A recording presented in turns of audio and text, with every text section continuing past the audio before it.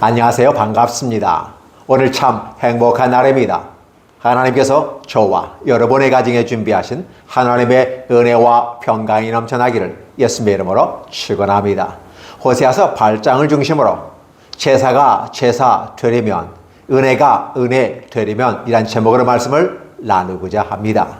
오늘 성경에 1절에 이렇게 표현합니다. 나팔을 내 입에 댈지어다. 원수가 독수리처럼 여호와의 집에 덮치리니 이는 그들이 내 언약을 어기며 내 율법을 범함이로다 라는 표현을 쓰고 있습니다. 1절에 시작하면서 나팔을 불어라고 합니다. 나팔이란 개념은 저와 여러분이 잘 알다시피 축제와 기쁨의 노래를 부를 때 함께 동반되는 것이 나팔이기도 합니다.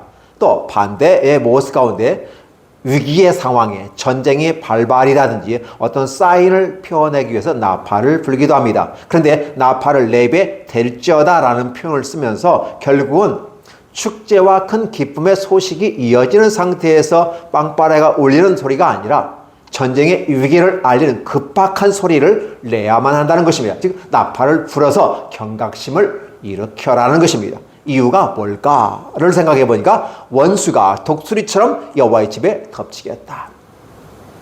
여호와의 집에 덮친다는 개념은 있을 수가 없는 일입니다. 어떻게 하나님의 집이 황폐화되어지고 하나님의 전이 무너질 수 있겠답니까? 그것은 있을 수 없는 것이고 있어서도 안 되는 일입니다. 그런데 말입니다. 그 일이 실현된다는 것입니다.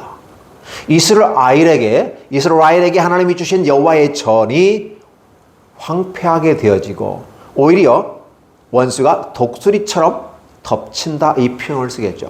추후에 우리가 알다시피 원수는 아수르를 얘기합니다. 그래서 독수리처럼이라고 하는 것은 강한 발톱을 가지고 가장 스피드 있게 덮치는 독수리의 공격 전략을 우리가 상상하게끔 만들어줍니다. 그러니까 지금 급박한 상황 속에서 하나님의 심판은 지금 진행되고 있음을 이야기하면서 다시 한번 나팔을 불어라고 얘기합니다. 그쯤 되면 깨달아야 하지 않을까요? 근데 깨닫지 못합니다. 깨닫지 못하는 이유가 뭘까를 한번 생각해 봅니다. 아마도 저와 여러분들은 우리의 삶 속에서 나름대로의 안일이라고 하는 죄에 빠진 것은 아닌가. 사실이 안일하게 삶을 살아간다, 나태하게 생각한다, 태만해진다. 이것은 악은 아닌 것 같지만 좋은 것 또한 아닙니다. 우리의 삶 속에서 이러한 일이 없었으면 좋겠습니다. 그래서 그러한 걸 깨부수는 일이 바로 나팔의 긴장된 소리입니다. 나팔을 댈지어다, 나팔을 울릴지어다 이렇게 표현합니다. 달리 말하면 알람을 맞춰 놓는 것이죠. 저와 여러분의 인생에 알람을 맞춰 놓는 것은 어떨까 싶습니다. 아침에 일어날 때도 알람에 맞춰서 시간에 일어나고 저녁에 잠잘 때에도 잠자는 알람 소리에서 자야 됩니다. 왜? 아니 피곤하면 잠은 드는데 왜 알람이 있죠? 계획적인 삶을 살아가면서 바쁜 일상 속에서 내가 어떠한 통제력을 가지고 결정을 하지 못하고 그렇기 때문에 내가 이미라도 계획대로 살기 위해서는 시간을 맞춰놓고 알람이 울려서 우리는 실행하는 것을 볼 수 있습니다. 그만큼 우리는 어떠한 삶의 현장 속에서 뭔가 바삐 쫓기고 있으면서 놓치고 있는 것이 있다는 것입니다. 여러분들은 무엇을 놓치고 있습니까? 2024년이죠? 맞습니다. 새해가 밝았습니다. 세 번째 주간입니다. 근데 여러분 무엇을 놓치고 있습니까? 그냥 새해면 작심삼일이라는 단어가 빠지지 않고 나옵니다. 근데 왜 작심삼일이 계속 작심삼일이 되어야만 하는가? 도대체 무엇이 빠져 있는가라는 부분이에요.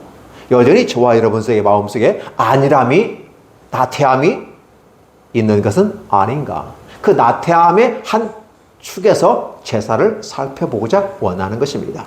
이스라엘에게 있어서 특히 인류의 역사 속에서 하나의 문화 속에 나타나는 것 중에 가장 먼저 나타난 게 있다면 그게 무엇일까요? 다양한 어떤 종류들이 있을 수 있겠습니다. 그러나 중요한 것은 바로 제사라는 것입니다. 왜 제사가 생겼을까요? 불안하거든요. 왜 불안할까요? 하나님의 형상을 따라 창조된 인간이 범죄하고 범죄로 말미암아 죄악 가운데서 에덴의 동편으로 쫓겨난 이후로 그들은 하나님과 교통하는 단절된 그 길 속에서 하나님과 소통의 길을 터놓기를 원하였던 것이죠. 그래서 만든 게 제사인 것입니다. 원시 종교라고 우리는 얘기하면서 과거의 모습을 하나의 허차는 아니면 기본적인 그 원시라고 하는 것은 어떻게 해요?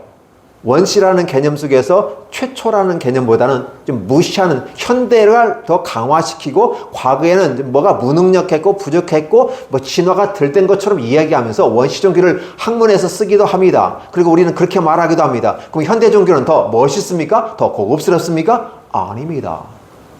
형태만 바뀌었을 뿐이죠. 똑같습니다. 그래서 인간의 문화 속에서 가장 기본적이고도 가장 절실하면서도 왜? 인간이 죽음에 임박하지 않은 상태에서는 제사가 필요 없는 것이죠. 죽음과 관련이 되어 있습니다. 그러다 보니까 그 죽음을 피하는 방법으로 제사를 선택하는 것이고 하나님께서도 바로 길을 열어 주시는 겁니다. 그 제사는 하나님의 무엇을 얘기할까? 죄를 지었으니까 죄를 용서받는 방법을 주는 것일까? 아니면 그 죄를 더 지으라고 주는 방법일까?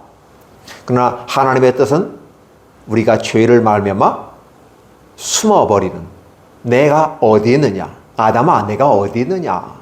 내가 벌거벗음으로 내가 숨어 부끄러워 숨었나이다 라는 표현을 쓰게 될 때 하나님은 그에게 옷을 입혀주셔서 더 이상 부끄럽지 않게 길을 열어 주었다는 첫 번째 복음을 저와 여러분에게 주십니다. 인류의 큰 희망은 하나님을 떠난 인간에게 가장 큰 희망은 하나님이 찾아오셔서 내가 어디 있느냐 라고 물었을 때 내가 숨었나이다. 부끄러워서 벌거벗어서 누가 너의 벌거벗음을 너한테 코하였느냐 알게 했느냐 라는 부분이었습니다. 그것은 죄로 말미암았다 라는 부분입니다. 그래서 결국은 죄로 말미암아 인간들이 두려워하고 불안하니까 하나님이 방법을 열어주시는 것이 제사입니다.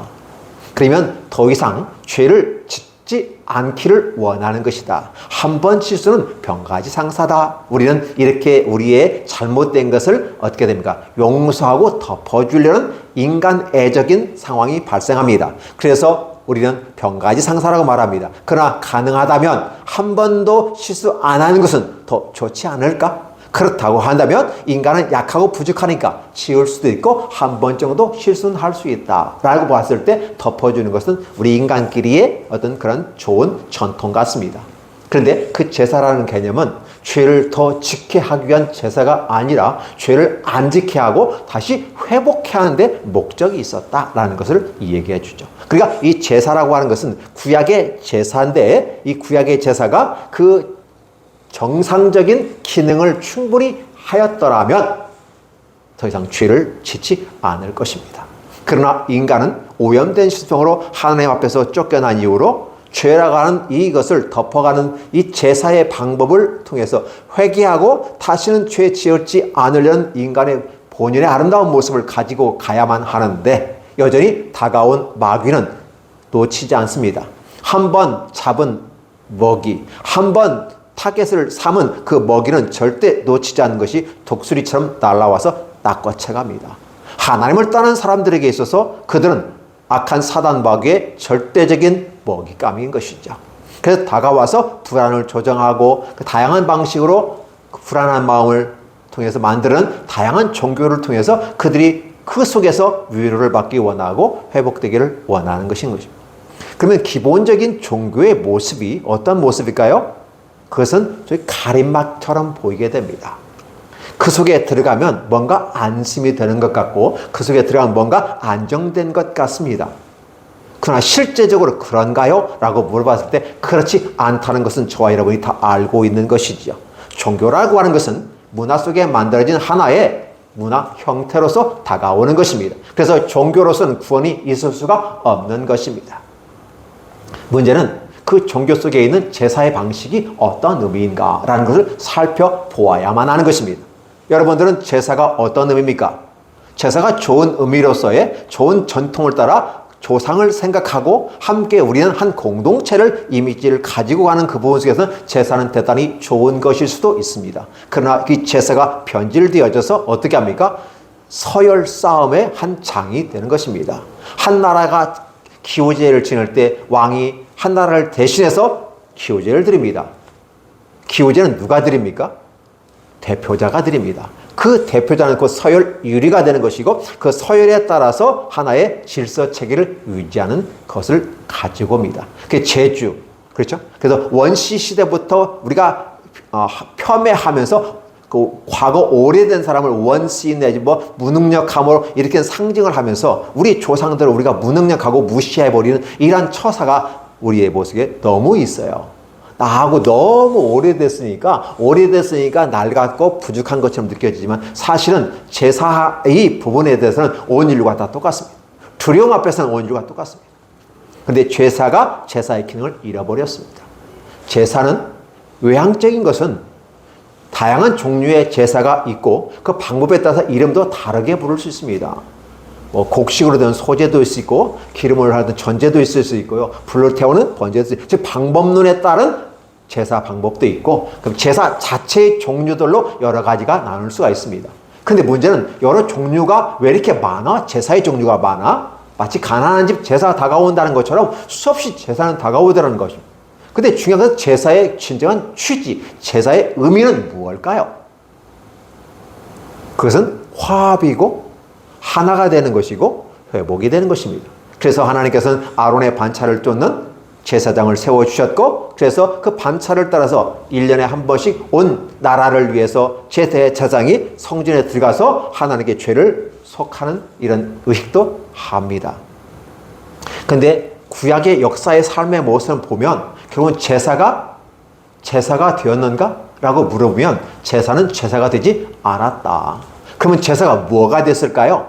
제사의 정신, 제사의 사랑 이런 것이 빠져버린 상태에서 하나의 방법적인 모습으로 흘러가게 되더라는 것입니다. 그래서 그러한 것들이 흘러나오면서 그들은 제사라는 이름으로 그래서 1년 동안 지은 죄를 그렇죠? 1년에 3차례 성전에 올라가서 함께 제사 드리면서 씻는 작업들을 합니다. 남자는 1년에 3번 성전에 올라갈 것이요. 했을 때 그 남자라는 개념은 온 인류를 지칭한 겁니다. 즉 여성과 남성만 올라간다는 개념보다는 바로 남자라는 개념은 온 인류를 총칭하는 것으로서 인류는 그렇게 하나님 앞에 3번 가서 제사를 드릴 것이요. 이렇게 되는 것이죠. 그래서 그곳에 가서 제사 드림으로써 우리가 죄가 씻음으로 또 1년의 생명을 연장시킬 수가 있는 것입니다. 그런데 이런 것들을 하다 보니까 무엇이 우리의 마음속에 학습화됩니까? 제사가 되지 아니하고 제사가 형식화되어 버립니다. 형식화되는 걸 우리는 종교라고 말하는 것입니다. 그 속에서 서열을 이해하고 그 속에서 규칙을 이야기하고 그 종교에 얽매여 있어야만이 비로소 우리는 공동체라고 하고 그 공동체에서 떠나면 우리는 죽음이라고 이야기하고 그렇게 표현하는 것이 시족사회이고 공동체사회이고 국가사회이고 이렇게 우리가 해왔습니다. 과연 제사가 제 기능을 하지 못하는 충분히 기능하지 못하는 제사가 의미가 있을까요? 그래서 하나님은 내가 제사를 원치 아니한다. 제사에서 들리는 그 피와 그 기름을 내가 원치 아니한다. 나는 말씀을 듣고 순종하는 것을 원한다라고 사무엘 선지자를 통해서 사울 왕에게 얘기합니다. 첫 번째 세운 왕이 하나님 앞에 순종하지 않았음을 얘기하고 그 순종하지 않은 그 모습 제사는 드렸는데 순종이 사라져버렸어요. 그냥 사랑이 사라져버렸어요. 여호와를 의지하는 이 마음이 사라져버렸어요. 오직 사울은 불안한 마음으로 제사를 드렸습니다. 내가 뭘 잘못했나요? 나는 내 땅에서 제사 드렸고 내 종교생활을 했고 이 모든 걸 다 했는데 내가 뭘 잘못했어요? 하나님께서 왜 내게 왕위를 주시고 나를 쫓아내십니까? 항변하는 게 사울의 모습입니다. 그러다 보니까 악한 마귀가 얼커니 저건 내 밥이야 라고 다가와서 사울을 낚아채버리고 그의 정신을 혼미하게 하고 그래서 자기 사위를 향해서 창을 던지고 단창을 던지고 죽이려는 그런 모습 가운데 결국은 미쳐버려서 죽어버리는 것입니다. 여러분들은 이 모습을 보면서 어떠한 생각이 드나요? 그러면 제사가 된다고 하는 것은 그 본래 기능을 회복해야 하지 않을까요? 과연 아론의 반차를 쫓는 이 대제사장직을 통해서 과연 그 길이 희망이 있을까요? 희망이 없어 보이는 것 아닙니까? 그러나 이스라엘에게는 그나마 그것이 의지가 되고 희망이 되고 종교가 됩니다. 그래서 대상이 누가 됐든 간에 그 제사의 대상을 만들어 놓게 달라지는 거죠. 그래서 하나님께서 광야의 신혼생활을 통해서 다시 언약 백성을 맺어요. 그 십계명을 통해서 하나님과 이스라엘이 선민의 계약을 맺습니다. 그걸 우리는 영적인 결혼식을 합니다. 신혼생활의 단꿈에 들어갑니다.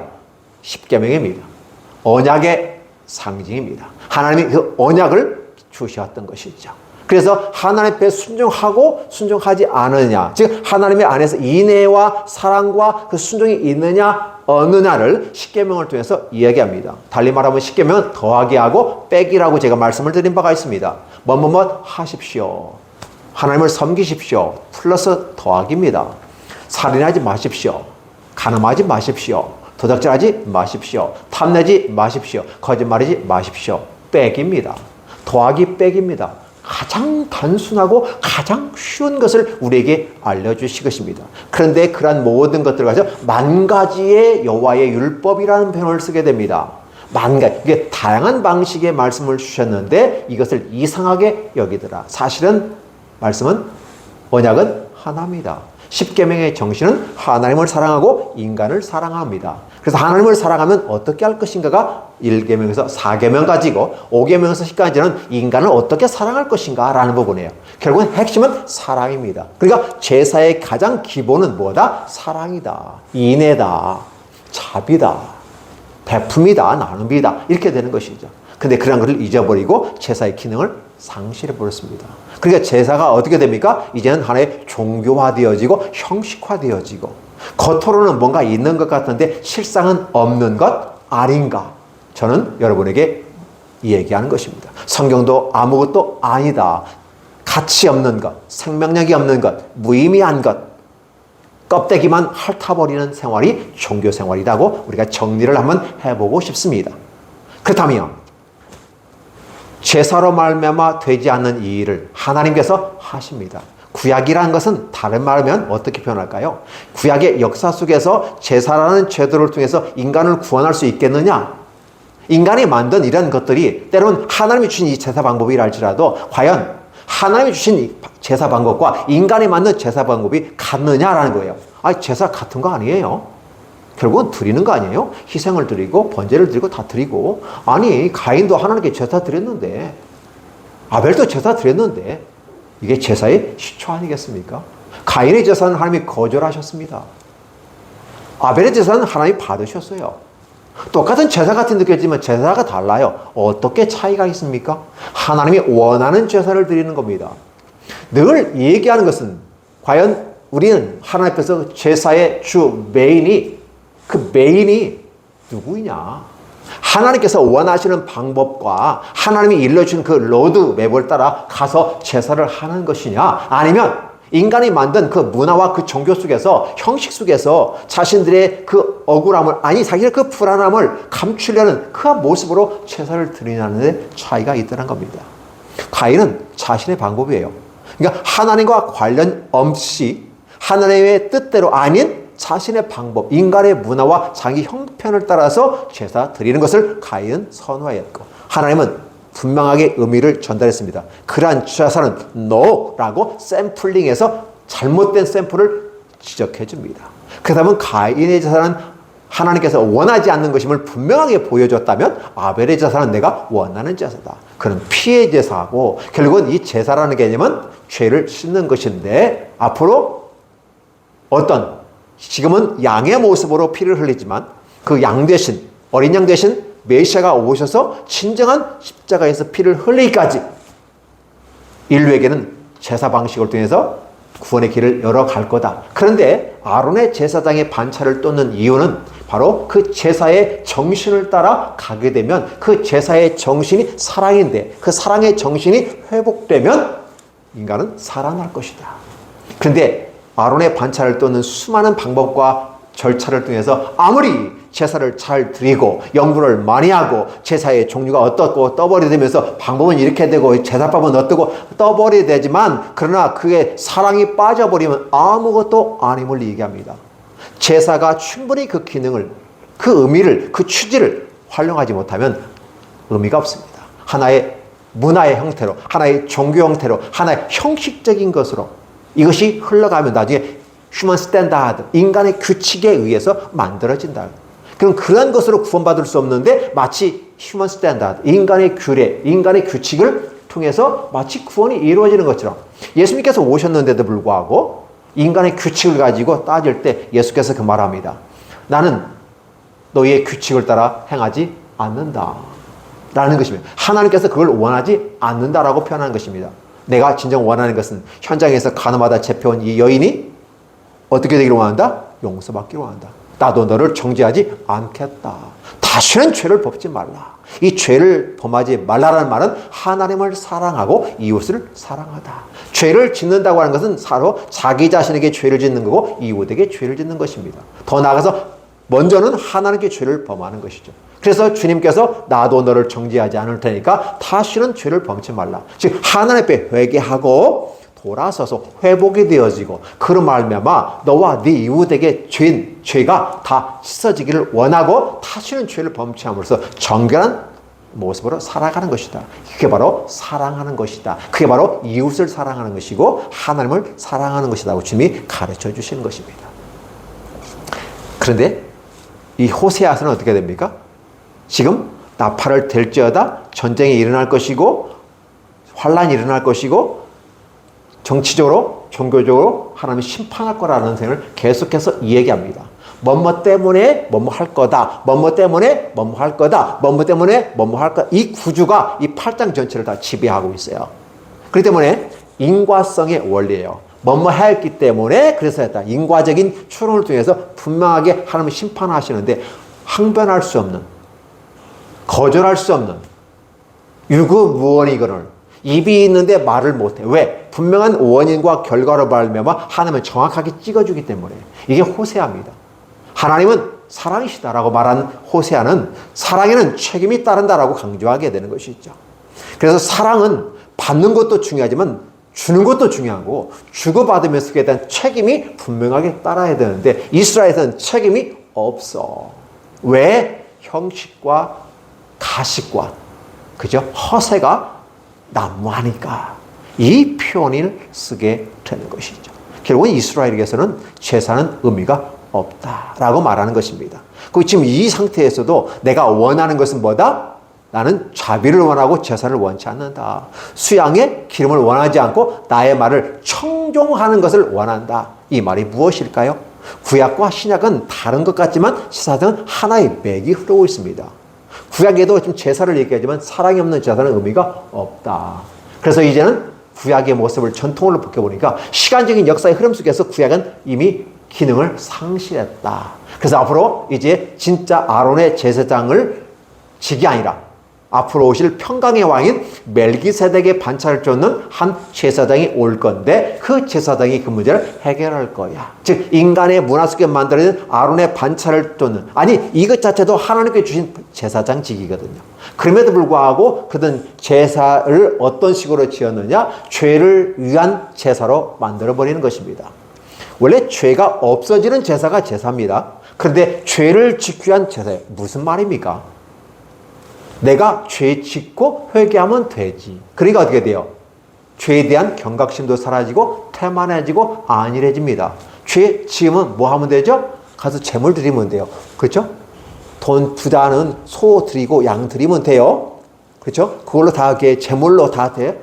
제물로 다 끝나버려요. 그럼 죄가 없어지는 거예요. 그럼 또 죄를 지어요. 그러니까 사실은 제사의 기능이 회복하고 사랑을 회복해서 다시는 죄를 짓지 않겠다고 하는 것이 제사의 기능인데 오히려 제사가 죄를 더 지게 만드는 거죠. 돈 있는 사람은 돈 갖다 바치면서 하고 돈 없는 사람은 비둘기라도 갖다 바치면서 나쁜 짓 해요. 들키면 죄 지었으면 변상하면 되고 그러니까 어떻게 해요? 분명히 결과론적으로 보면 그 대가를 지불했어. 내가 대가를 지불했다니까요. 그러면 끝나는 거 아니에요? 내가 교도소에 갔다 나왔어. 끝나는 거 아니에요? 돈을 보상했어요. 끝나는 거 아니에요? 또 지으면 돼요. 이게 제사의 형식과 종교의 모습이다. 그렇다 보면 이것을 하나님께서는 어떻게 하신다? 이제는 제사라는 개념은 조건과 순종이 같이 따라줘야 됩니다. 근데 그게 안 따라주니까 결국은 없어졌잖아요. 그래서 이제는 하나님은 인간을 의지하지 않는다. 인간과 어떤 관계 속에서 어떤 것을 설정하지 않겠다. 구약에서의 그 인간과의 그 관계 속에서 맺어진 모든 제도는 다 파괴해버리고 새로 오신 이제 아론의 제사장직이 아니라 멜기세덱의 반차를 쫓는 대제사장, 의의 왕, 평강의 왕, 살렘 왕, 우리 하나님 아버지 그 이름으로 와서 십자가에 못 박혀 죽으심으로써 이것은 인간의 어떠한 것도 참여가 되지 않아요. 인간의 어떤 제사도 필요 없어요.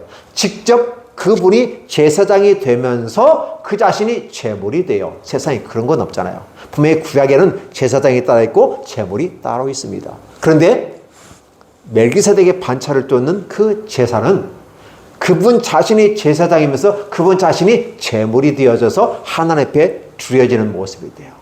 그래서 십자가에 못 박혀 죽으심으로 우리의 죄를 단번에 매년마다 드리는 제사, 번거로운 제사, 반복되는 제사, 죄를 짓는, 죄를 양산하는 제사법에 따라 제사가 아니라 한 번에 게임 끝나는 제사로 말미암아 하나님 앞에서 완벽하게 문제를 해결해 버립니다. 하나님께서는 바로 그것을 얘기합니다. 그 신약에 와서는 결국은 어때요? 제사가 아니라 하나님의 인애, 하나님의 사랑. 왜 인애와 사랑을 얘기할까요? 바로 그 십자가의 사랑을 찾아한 것입니다. 제사 가운데서 잃어버린 그 사랑을 메시아가 와서 사랑을 찾아요. 어떻게 찾아요? 자기의 결 아낌없이 내어주면서 온 인류의 죄를 한 번에 씻어버리는 하나님의 아들 독생자 예수 그리스도, 하나님의 보내신 자 메시아 예수 그리스도에 의해서 다 깨끗하게 씻어 나가는 것이죠. 그것이 바로 은혜인 것입니다. 그렇다면 이 은혜를 받은 저와 여러분들은 어떻게 해야 될까요? 십자가를 바라보면서 교회가 사랑을 외치고 다 하지만 여전히 날아가 버리는 사랑, 잃어버리는 그 정신세계, 어떤 세계? 사랑의 정신세계를 잃어버리면 의미가 없는 것이죠. 그럼 우리는 이런 십자가의 아름다운 모습을 보고 어떻게 할 것인가? 오늘 성경은 이렇게 말합니다. 2절에 보면 이렇게 나오죠. 바로 전쟁이 임할 거다. 나팔을 불어다. 장차 내게 부르짖기를 이 부르짖는다 말 cry out to me. 그래서 이스라엘이 막 하나님 앞에 Oh our God 막 부르짖는 거예요. 어떻게 부르짖냐면요. 이렇게 보세요. 우리는 당신을 안하이다. We acknowledge you. 우리는 당신을 인정합니다. 근데 과연 인정할까요? 나팔을 부르라고 이 경각심을 주니까 당장 입으로는 고백해요. 이 무슨 말이에요? 하나님을 acknowledge, 인정을 합니다. 뭘로? 입으로. 오늘 저와 여러분들은 하나님을 입으로 인정합니다. 우리는 그걸 고백이라고 말합니다. 그런데 고백이 대단히 멋있고 소중한 것이거든요. 내가 믿음으로 고백에 의해 구원에 이르게 되는 것은 분명해요. 그러나 고백에서 구원에 이르는 건 분명한데 즉 고백이라고 하는 시작점이라는 사실을 기억해 주셨으면 좋겠습니다. 현대를 살아가는 우리 기독교인들이, 우리 기독인들이, 우리 신앙인들이 어떻게 됩니까? 고백은 잘합니다. 말은 잘합니다. 그렇죠? 너무너무 잘해요. 말은. 똑똑합니다. 지혜롭습니다. 그런데 뭐가 부족한 게요? 이게 고백은 하는데 뭐가 고백할까요? 그게 가짜 고백일 수도 있다. 한번 우리는 생각해봐요. 아니 내가 말했는데 왜 가짜 고백? 당신이 내 고백을 폄훼합니까? 라고 말한다면 할 말은 없어요. 중요한 건 뭐냐면 그 고백이 구약에서 빠져버린 사랑에 입각해서 고백을 하는 거라면 아무 문제 없습니다. 근데 그 고백이 사랑이 없어요. 형식적인 것만 가르치는 스킬, 기술만 가르칩니다. 요렇게 하면 구원을 받을 거야. 이게 바로 사실은 현대를 사는 우리 기독교의 하나의 또 다른 종교의 모습은 아닌가. 구원을 위한 사역일을 통해서 구원시키고 이끌어갑니다. 마치 내가 구원시키는 것처럼 얘기해요. 내가 구원시키는 게 아니에요. 단지 구원의 길로 우리는 가이드하고 안내할 뿐인데 마치 내가 구원을 주는 것처럼 내가 구원을 시키는 것처럼 아닙니다.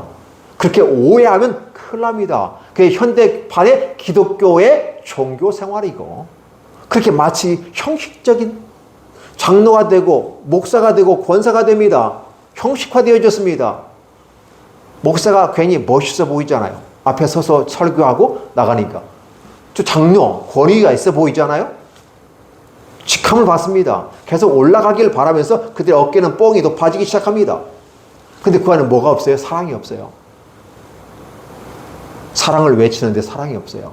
제사를 드리는데 사랑이 없어요. 그러니까 어떻게 됩니까? 사랑을, 빠진 사랑을 하나님이 넣어주시는 거예요. 바로 메시아 예수 그리스도십니다. 저와 여러분의 마음속에 그분이 성령님의 모습으로 오셔서 앞으로 오실 메시아를 얘기하고 알려주시고 깨닫게 해주시며 오신 메시아를 우리가 인정하는 것이 대단히 중요합니다. 환란의 어떤 경고성을 받고 우리가 하나님을 아나이다, 하나님을 압니다 외친다고 외치는 게 아니죠. 뭐가 필요하다고요? 사랑이 필요합니다. 그럼 그 사랑이 있다는 개념을 어떻게 우리는 입증해 볼까? 고린도후서 13장에서도 그 얘기합니다. 너의 사랑을 입증하라, 확증하라라는 표현을 쓰게 돼요. 그러다 보면 저와 여러분들은 어떻게 해요? 인정하는 건 이제 기독인들이 아예 기술적으로 합니다. 쇼맨십을 가지고 합니다. 겉으로 보이기 위해서 하나의 영상을 찍기 위해서 쇼맨십을 하는 많은 사람들이 있어요. 영적인 세계는 쇼맨십이 아닙니다. 하나님의 전적인 능력이고 힘입니다. 남이 하니까 흉내내는 것도 아닙니다. 마치 능력이 있는 것처럼 얘기하는 거 아닙니다. 진정으로 사랑이 능력이고 나의 변화가 능력입니다. 기적이 내가 변화되고 내가 바뀌는 겁니다. 어디로? 에덴 동산으로 갑니다. 주님께로 갑니다. 십자가로 갑니다. 이게 아니 종교의 생활의 모습이에요. 그러나 그 과정은 종교 생활일지 몰라도 최종적으로 목적지 뭐예요? 신앙이고 하나님 앞에 믿음으로 다가와야 됩니다. 그래서 우리가 할 수 있는 게 뭐냐면 이제 인정하는 것까지는 누구나 다 해요. 그럼 뭐가 안 됩니까? 수용이 안 돼요. 하나님의 말씀을 들었으면 그 말씀을 듣고 과연 그리한가 하고 말씀을 묵상하면서 내 안에 수용을 해야 되는데 수용을 안 해요. 한 귀로 듣고 한 귀로 흘러버립니다. 아, 좋은 강의, 좋은 멋있는 말씀, 야 진짜 멋있었어요 하고 다 흘러버려버립니다. 세상의 세파에 다 흘러버려서 그래서 마치 길가밭에 뿌려진 것처럼 어떻게 됩니다. 돌짝밭에 뿌려진 말씀처럼 다가옵니다. 가시덤불에 떨어진 말씀처럼 다가옵니다. 의미가 없죠? 그러나 좋은 땅에 뿌려졌다는 것은 하면서 말씀하시는 주님의 목소리는 어떤 걸까요? 그 말씀이 과연 그리한가를 듣고 인정을 합니다. 와 맞아요. 아멘 아멘 아멘 할 것이요. 인정을 해야 됩니다. 그 다음에 뭐가 필요해요? 수용이 필요해요. 모셔드려서 그 말씀을 하나의 인격체로 받아들여서 내 안에 그가 내 안에 그는 하나님이고 그는 성령님이고 그는 예수님입니다. 그렇게 그래도 너는 나로 더불어 먹고 나는 너로 더불어 먹으리라는 계속 3장 입장에 있는 말씀처럼 우리는 그렇게 수용의 모습 가운데 우리의 삶에 하나의 인격화 되어져야 합니다. 그리스도의 모습이 내 안에서 그리스도화가 되어야 됩니다. 그 제자의 모습이 되어야 돼요. 제자화가 한국 사회에 굉장한 멋있는 교회 성장의 기술로만 전락해버렸습니다. 제자가 되지 껍데기는 제자인데 속은 제자가 아니에요. 마치 구약에서 제사는 드렸는데 사랑이 없는 것처럼 제자는 되었고 그 과정을 이수했고 자격증은 많고 학위는 많은데 실제적인 그 안에 사랑이 빠져버렸어요. 무슨 의미가 있을까요? 이 또한 종교생활은 아닙니까? 이 또한 문화생활은 아닙니까? 우리 이런 것들을 바라보면서 진정으로 저와 여러분이 생각할 게 무엇인가? 그 말씀이 과연 그리한가? 내가 주님을 압니다. 우리 acknowledge you. 우리가 압니다. 그런데 안다고 했는데 하나님은 알았어. 네가 잘 받을 거야. 이미 말로만 하는 그 모습 가운데 하나님은 학을 띄었잖아요. 이스라엘이 이미 선을 버렸다. 선 버렸어요. 거절했어요. 원수가 뒤를 따를 거다. 그러니까 그들이 말로만 acknowledge, 내가 당신을 인정합니다. 압니다라고 하지만 의미가 없는 거죠. 어떻게 합니까? 그 말씀을 듣고 수용하는 것은 무엇이고 아름다움이 아닐까요? 우리는 이 시간에 한번 생각해야 됩니다. 세상의 금과 은과 화려한 걸로 만들어버리는 이 문화와 이 종교 속에서 인간의 어떤